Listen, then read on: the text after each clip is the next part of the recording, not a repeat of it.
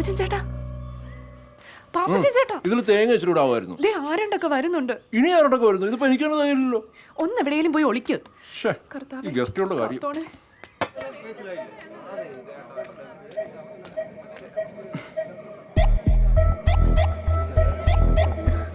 അതല്ല രസം, റീനെ വിളിക്കാൻ ആളെ വിട്ടിട്ടുണ്ട്.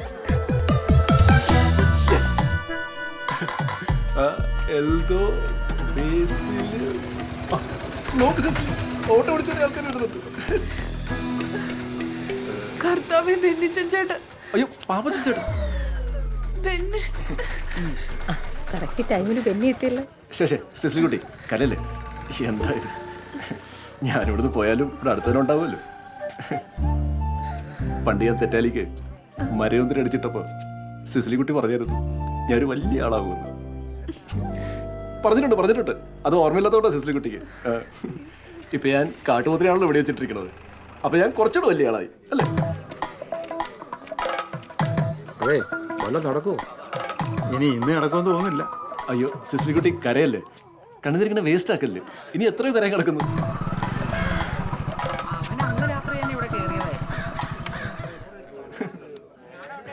ബെന്നിയെ കാണാനായിട്ടാണ് ഞാൻ ഇങ്ങോട്ട് വന്നെങ്കിലും അവനില്ലാത്ത 2 ദിവസം ഞാൻ ഹാപ്പിയായിരുന്നു. ചേട്ടാ, ഞാൻ ഇന്നലെയും കൂടി ഇതിലേക്ക് ഇറങ്ങടിച്ചിരുന്നിട്ട് ഇങ്ങനെ ഒരു ലൈൻ ഷോട്ടാണ് ഞാൻ അറിഞ്ഞില്ല. എന്റെ ജീവിതം കുളമാക്കിയപ്പോ ചേട്ടന് സമാധാനമായില്ലേ? എന്താ സിസ്റ്റർ കുട്ടി, ഇതൊക്കെ ഒരു സ്പോർട്സ് ആൻഡ് സ്പിരിറ്റ് എടുക്കണ്ടേ? വീണ്ടും ആൾ കൂടിയോ?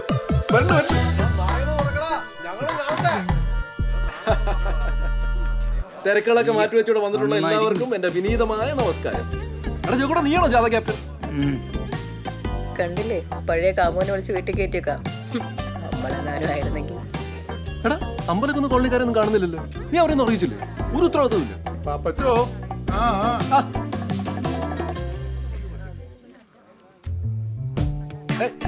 എന്റെ പൊന്ന് സിസു, റീന, നീ എന്താ കരയുന്നത്? ഇതാണ് ഈ പെണ്ണുങ്ങളുടെ കുഴപ്പം. ഒട്ടും മനം കെട്ടിയില്ല. വിയൂർ സെൻട്രൽ ജയിലിന്റെ മതിലുകൾക്ക് തളച്ചിടാൻ പറ്റുമോ ഈ പാപ്പച്ചനെ? നിന്നെ വിട്ടോ? സിസു, നീ പേടിക്കണ്ട. ദേ വെനിച്ച നിൽക്കുന്നത് നല്ല പയർ വയറ് പോലെ. രാത്രി ഞാൻ പറഞ്ഞില്ലേ സിസു, നോട്ട് ഇഞ്ചുറി ടു ഹെൽത്ത്. നല്ല ഇടി കിട്ടിയല്ലേ? മുടിയൊക്കെ വളർന്നോടാ. ചാച്ചൻ ജയിൽ മോചിതനായി വന്നിട്ട് നമുക്ക് ഒരുമിച്ച് പോയി അപ്പാച്ചി സ്റ്റൈൽ വെട്ടാം. ഞാനെന്നാ പോയിട്ട് വരാം. നിങ്ങൾ വരാണ്ടിരിക്കുക എന്തോ ചെയ്തോ. ഈ 2 ദിവസം നിങ്ങൾ ഇവിടെ എന്തുണ്ടാക്കണേരുന്നെന്ന് എനിക്കറിയണം. പറ. എന്നാലും ധൈര്യം സമ്മതിക്കണം, അതും പട്ടാ പകല്.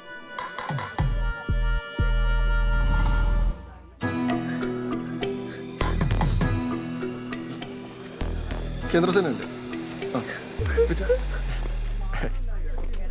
ബെന്നി, എടാ, അന്ന് നിന്നെ പൊക്കിയത് സത്യത്തെ അറിഞ്ഞില്ലായിരുന്നു. പിന്നെ ഏതൊരു നായിട്ട് ജീവിതത്തിലും ഇങ്ങനെ ഒരു ത്രില്ലിംഗ് നിമിഷം ഉണ്ടാകുമല്ലോ. നിനക്ക് പറഞ്ഞാൽ മനസ്സിലാവും. അതെ, പിന്നെ ആ കാട്ടിലിൻ്റെ ഇരുന്ന കുപ്പിന്ന് ഞാൻ 2 പേർക്ക് അടിച്ചിട്ടുണ്ട്. DF ലീവിലാണോ? കണ്ടില്ല? യെസ്, വന്നേന് നന്ദി.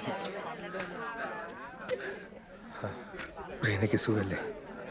അകത്ത് പോയി ചോദിക്കും. ഇതൊക്കെ ഒരു പരസ്പര ധാരണയിൽ നടക്കുന്ന കാര്യങ്ങളല്ലേ? ധാരണ വേണം. സാറേ, സ്റ്റേഷനിലേക്കല്ലേ? ആനക്കായ വഴി വിട്ടാൽ മതി. അത് ഞാൻ തീരുമാനിച്ചോളാം. മയിലാടും പാറ വഴി പോലീസ് സ്റ്റേഷനിൽ കയറാൻ ഒരു വകുപ്പുണ്ടായിരുന്നു, ഇമ്മോറൽ ട്രാഫിക്. പിന്നെ സാർമാർ ആദ്യം വന്ന സ്ഥിതിക്ക് ആനക്കായ വഴി തന്നെ പൊക്കോട്ടെ. ഓ, അത് അടുത്ത പ്രാവശ്യം ആയിക്കോട്ടെ. എടാ, ചെറിയൊരു ജീവപര്യന്തം ഞാൻ ഉടനെ വരില്ലേ? അതല്ല ആശാനെ, പറ മോനെ. എന്റെ സൈക്കിൾ എവിടെ വെച്ചേ? സാറേ പോ.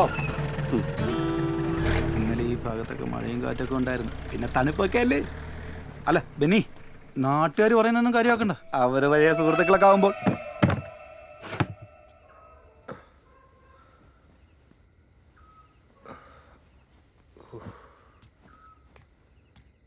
ബെന്നിച്ച, നിങ്ങൾ വന്നു കയറിയിട്ട് ഇത്ര നേരമായിട്ടും ഒരക്ഷരം പോലും എന്നോട് മിണ്ടിയില്ലല്ലോ.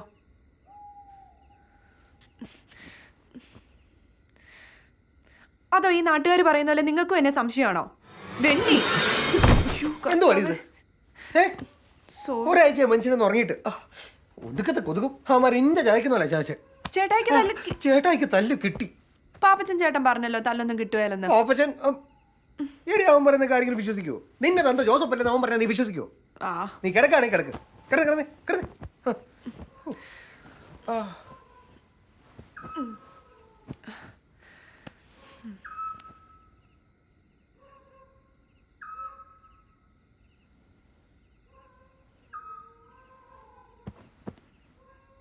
സിസ്ലിക്കുട്ടി, നിങ്ങൾ എന്നെ അടി കെട്ടാഞ്ഞ്. എന്തോന്നാ? നീയും പാപ്പച്ചനും എന്നെ കെട്ടാഞ്ഞെന്ന്. ഓഹോ, അപ്പൊ നിങ്ങൾക്ക് എന്നെ ഇപ്പോഴും സംശയമാണല്ലേ? അതിന് നീ വേറെ ആളെ നോക്കണം.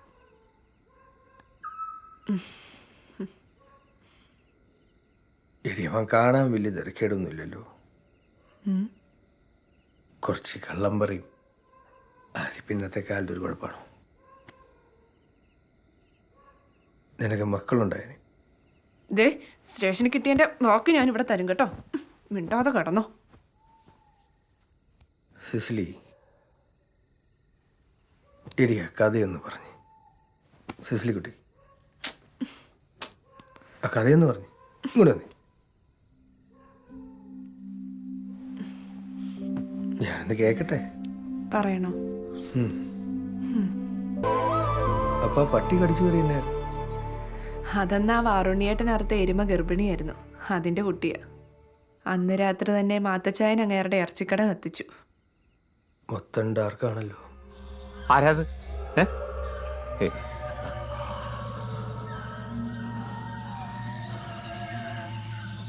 ആത്മാക്കളെ ഒന്നല്ല ഇപ്പൊ പേടി. ഇതിനിടയിൽ വല്ല ഫോറസ്റ്റുകാരും വന്നിരിക്കുന്നുണ്ടോന്നാ.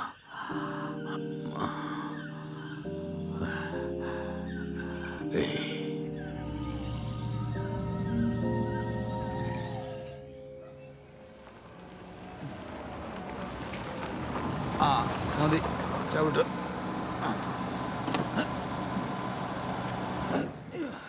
കർത്താവേ, പോകുമ്പോൾ വലിയ വീടായിരുന്നല്ലോ. ഇവിടെ ആക്രിവേലയ്ക്ക് പകുതി വിറ്റോ? ജാമ്യം കിട്ടിയാ? ഇല്ല, ഒന്ന് മുള്ളിയച്ച് വരാൻ പറഞ്ഞ് ജഡ്ജി വിട്ടതാ. അയ്യോ, എൻ്റെ ആങ്ങളയ്ക്ക് സുഖക്കുറവൊന്നും ഇല്ലല്ലോ അല്ലേ? എടേ, 5 ലോഡിൻ്റെ കാശ ഹൈക്കോടതി കെട്ടിവെച്ചത്. ഇനി എല്ലാവർക്കും കൂടി പെറുക്കാൻ പോവാ.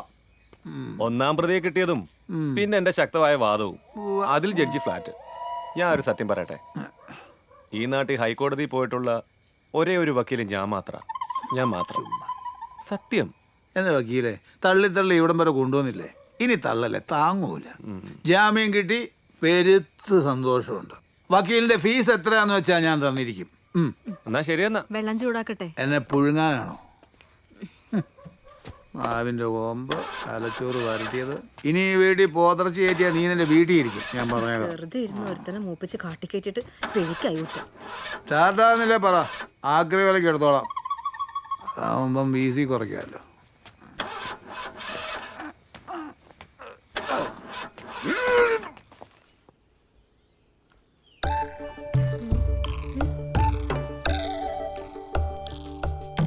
പാപ്പച്ചൻ ചേട്ടൻ പറയുന്നതേ ജയിലൊക്കെ ധീരമാരി കിടക്കുന്ന സ്ഥലമാണ്. പിന്നെ സ്വാതന്ത്ര്യ സമര സേനാനിയുടെ ഭാര്യയാണല്ലോ, ഇനി പെൻഷനും കിട്ടും. അവിടെ നല്ല ഫുഡൊക്കെ കിട്ടുമോ? ഞാൻ ജയിലിൽ കടന്നിട്ടില്ല. മതിയുടെ ഇളിച്ചത്. എന്ത് പറഞ്ഞാലും ചില കോമഡി ഷോയിലെ ഓഡിയൻസിനെ പോലെ ഇളിച്ചോണ്ടിരിക്കും. വേഗം കഴിച്ചോ, പിടിച്ചെന്നാ ഒന്നുമില്ല.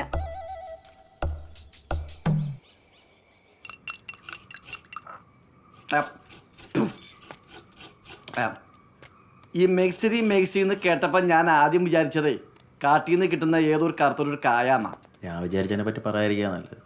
പക്ഷെ എനിക്ക് അതല്ല, ഈ നാട്ടുകാർക്ക് ഇതിനെ പറ്റിയൊന്നും ഒരു അറിവില്ലേ? ഇതിനെ പറ്റി നമുക്കേ അറിയില്ല, പിന്നല്ലേ നാട്ടുകാർക്ക്.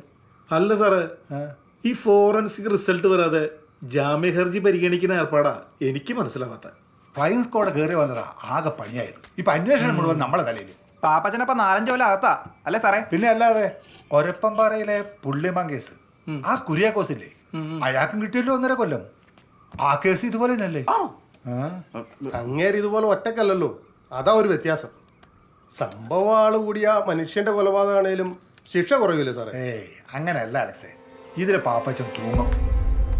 Case number 3/2023 Rajakkad forest station കാട്ടുപോത്ത് വെടിവെപ്പ് കേസ്. ഒന്നാം പ്രതി പുത്തൻ വീട്ടിൽ പാപ്പച്ചൻ ഹാജർ. നമസ്കാരം.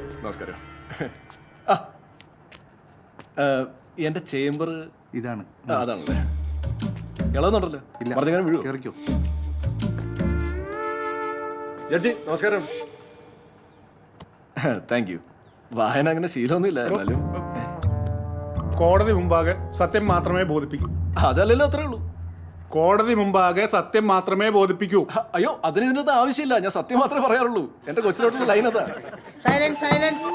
ഇന്ത്യൻ ഭരണഘടനയാ. പാപ്പച്ചൻ കൈവച്ചങ്ങ് പറഞ്ഞു വെച്ചാ മതി. അത് ഇതാണോ? കോടതി മുമ്പാകെ സത്യം മാത്രമേ ബോധിപ്പിക്കൂ. പോരെ? അല്ല, ഇതാരെ പോളി വക്കീലോ? അതെ മാഡം. കണ്ടിട്ട് കുറെ കാലം ആയല്ലോ. കൃഷിയും പരിപാടിയൊക്കെ അങ്ങ് വിട്ടോ? തൽക്കാലം വിട്ടു മാഡം. നല്ലൊരു കേസ് കൈ കിട്ടിയപ്പോൾ ഈ വാഴ നനയ്ക്കലും വളവിടലും ഒക്കെ അതിഥി തൊഴിലാളികളെ ഏൽപ്പിച്ചു. ഇപ്പൊ അവരാ ബെസ്റ്റ്. ഓഹോ, അത്രയ്ക്ക് നല്ല കേസാണ്. അതെ മാഡം. അപ്പൊ തുടങ്ങാല്ലേ? തുടങ്ങാം madam. Proceed. Your honour, Kerala സംസ്ഥാനത്ത് ഞെട്ടിക്കുന്ന ഒരു കേസിന്റെ തെളിവുകളുമായിട്ടാണ് ഞാൻ ഇവിടെ നിൽക്കുന്നത്. എന്താന്ന് വെച്ചാ ഒന്ന് തെളിച്ചു പറ എന്റെ വക്കീലെ. നമ്മുടെ സംസ്ഥാനത്ത് ഒരുപാട് നിയമങ്ങളുണ്ട്. അതിൽ തന്നെ ഈ ഫോറസ്റ്റ് റൂൾസ്, വന നിയമങ്ങൾ ഏറെ പ്രത്യേകതകളുള്ളതാണ്. പ്രതിയിൽ നിന്നോ പ്രതിയുടെ വീട്ടിൽ നിന്നോ ഫോറസ്റ്റ് ഉദ്യോഗസ്ഥർ പിടിച്ചെടുത്തു എന്ന് പറയപ്പെടുന്ന ഇറച്ചിയുടെ സാമ്പിൾ ഫോറൻസിക് എക്സാമിനേഷൻ അയച്ചു കൊടുത്തിട്ട് കൃത്യം 7 ദിവസമായി. അതിന്റെ റിസൾട്ട് ഇന്ന് വരും നാളെ വരും എന്ന് പറഞ്ഞ് ഫോറസ്റ്റുകാർ വായും പൊളിച്ചിരിക്കുക. കഷ്ടമൊന്നല്ലാതെ എന്തു പറയാൻ. വെറുതെ അല്ല ആനകൾ കൂട്ടത്തോടെ കാട്ടിൽ നിന്ന് ഇറങ്ങുന്നത്. വക്കീലെ വേണ്ട. Sorry your honour. അതിന് മുമ്പല്ലേ നിങ്ങൾ ജാമ്യഹർജി എന്നത്? അത് പരിഗണിച്ചതാണോ ഇപ്പൊ കുറ്റമായത്? അല്ല, ഇല്ല മാഡം. ഈ കേസുമായിട്ട് പ്രതിയുടെ വക്കീൽ കേസുമായി ബന്ധമില്ലാത്ത കാര്യങ്ങൾ പറഞ്ഞുകൊണ്ട് കോടതിയുടെ വിലപ്പെട്ട സമയമാണ് കളഞ്ഞുകൊണ്ടിരിക്കുന്നത്. ധാരാളം സമയമുണ്ട്. തൽക്കാലം അവിടെ ഇരിക്കെ. ആദ്യം ഇതിനൊരു തീരുമാനമാകട്ടെ. Thank you your honour. എന്ത് പറഞ്ഞാലും ഫുള്ള് ഡാർക്കാണ്. അയ്യോ, ബഹുമാനപ്പെട്ട കോടതിയെ കുറിച്ചല്ല, ഈ ബ്യൂറോക്രസിയുടെ പിടിപ്പുകേടിനെ കുറിച്ചാ പറഞ്ഞത് മാഡം. ഉദ്യോഗസ്ഥ മേധാവിത്വം. അതാ കോടതി എന്റെയും കൂടെ ചോറല്ലേ മാഡം? അല്ല, ഈ കേരള സംസ്ഥാനത്തെ ആകെ ഞെട്ടിക്കുന്ന ഏതോ തെളിവിനെ കുറിച്ച് പറഞ്ഞല്ലോ. അതൊന്ന് പറ. ഞെട്ടുമെന്ന് നോക്കാമല്ലോ. ഉണ്ട് മാഡം. അത് കേട്ടാ മാഡം ഞെട്ടി തരിച്ചു. ഇതാ ഞാൻ പറഞ്ഞത്. കൊടുത്തേക്ക്. എന്താണ്?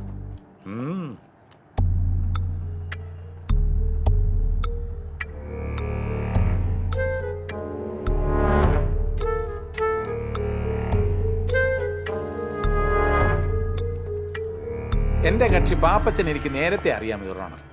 ഈ പത്രങ്ങളിലൊക്കെ പടം അച്ചടിച്ച് വരാനും നാട്ടിലെ ധീരനായ നായാട്ടുകാരനാണെന്ന് അറിയപ്പെടാനും ഒരുപാട് ആഗ്രഹങ്ങളുള്ള ഒരു പഞ്ചഭാവമാണ് പാപ്പച്ചൻ.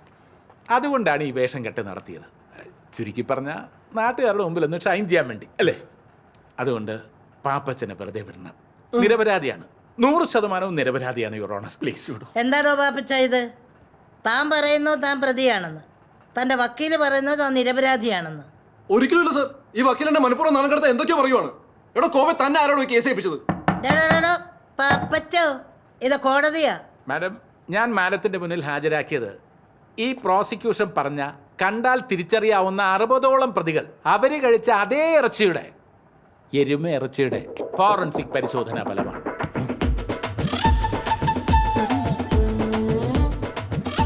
അതെ മാഡം, ഭക്ഷണം കഴിക്കാനും നുണ പറയാനും മാത്രം വായ തുറക്കുന്ന നിരപരാധിയായ എന്റെ കക്ഷി അന്ന് വീട്ടിൽ വിളമ്പിയത് തവിടും കൊപ്ര പിണ്ണാക്കും പച്ചപ്പുല്ലും കഞ്ഞിവെള്ളവും കുടിച്ച് വളർന്നാണ്. ദിവസം 4 ലിറ്റർ കറവയുള്ള ഒരു സാധാരണ എരുമയുടെ ഇറച്ചിയാണ്. കോടതി ഇത് നുണയാണ്, പച്ചക്കള്ളം. ആ ബുക്കിംഗ് കൊടുത്തേ, അതിൽ കൈ വെച്ച് പറ. അതിന്റെ ആവശ്യമൊന്നുമില്ല. മാഡത്തിന് എന്നെ എത്രയോ കൊല്ലമായിട്ട് അറിയാം. മാഡം, എന്റെ എഫേർട്സിലൂടെ, എന്റെ സ്വന്തം പ്രയത്നത്തിലൂടെ എന്റെ കക്ഷി നിരപരാധിയാണെന്ന് കോടതിയെ ബോധ്യപ്പെടുത്താൻ കഴിഞ്ഞതിൽ എനിക്ക് അതിയായ സന്തോഷമുണ്ട് മാഡം, സന്തോഷമുണ്ട്. പ്രതിഭാഗം വക്കീല് ശേഖരിച്ച സാമ്പിളിന്റെ അടിസ്ഥാനത്തിൽ പ്രതിയെ വെറുതെ വിടുന്ന ഏർപ്പാട് ഇന്ത്യൻ ജുഡീഷ്യറി സംവിധാനത്തിൽ ഇല്ല. വക്കീലിനും അറിയാവുന്നതല്ലേ. റിസൾട്ട് വരട്ടെ, അതുവരെ ജാമ്യത്തിൽ പൊക്കോട്ടെ. കോടതി ഒരു കാര്യം ചോദിച്ചോട്ടെ? ചോദിക്കേ. എന്നെ വെറുതെ ഇവിടെ ഇരിക്കാൻ പറ്റുമോ?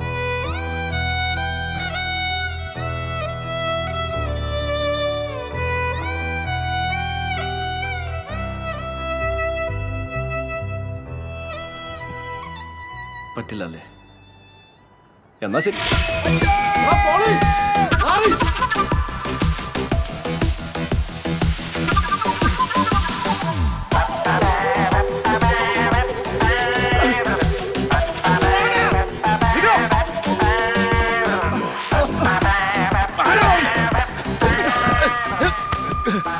കാട്ടിക്കറി വെടിവെച്ചത് എരുമയാണെന്ന് നിന്നോടാണ് പറഞ്ഞത്?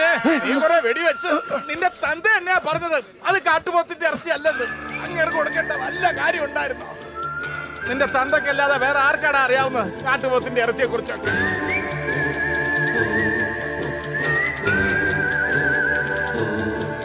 പേരക്കുട്ടിയുടെ ആദ്യ കുർബാനയ്ക്ക് പോയില്ലേ? വെറുതെ നാട്ടുകാരുടെ മുമ്പ് നാണം കെടാൻ. പോളി ഇത് അവിടുന്ന് തന്നു വിട്ടതാ. അവിടുന്ന് തന്നു വിട്ടതാ കാട്ടുപോത്തിന്റെ ഇറച്ചി. ആണോ? മോള് തന്നു വിട്ടതാ.